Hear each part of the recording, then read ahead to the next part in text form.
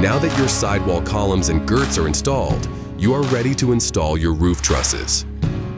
The roof truss will be the support for your roof purlins and ultimately your roof panels.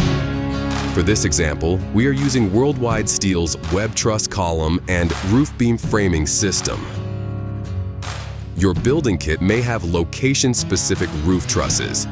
If so, they will be marked indicating the specific grid line or location where they are to be installed. For instance, the roof truss that will be along grid A and on the grid one side of the building would be marked as A1. If you do not have location-specific roof trusses, then they will not have location identification on them, and these can be placed at any grid line that does not have specific roof trusses for it. Specific roof trusses are necessary under special building conditions, such as overhang mounts and bar joist connections. These will be identified on the ship list as shown here. It is extremely important to place the correct roof beam in the right location in your building. Once you have identified the roof trusses required for the grid line you are installing, lay them on a large, flat area and align the connection plates together. In this example, we are using the building concrete pad to lay out our roof trusses.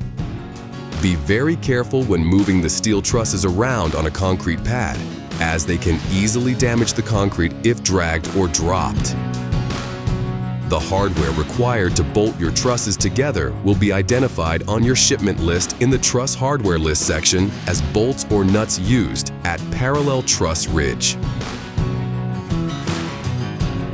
Once lined up, insert the bolts through the holes and thread the nuts onto each bolt. It also may be necessary to lift the trusses slightly off the surface to be able to insert bolts. It is a good idea to get all bolts in place before tightening the bolts and nuts all the way. This allows you to make any slight adjustments to the connection plates needed. At this point, you are ready to lift this completed roof truss into place. Thanks for choosing Worldwide Steel Buildings. Got questions? Give us a call at 1-800-825-0316 or visit our website at worldwidesteelbuildings.com.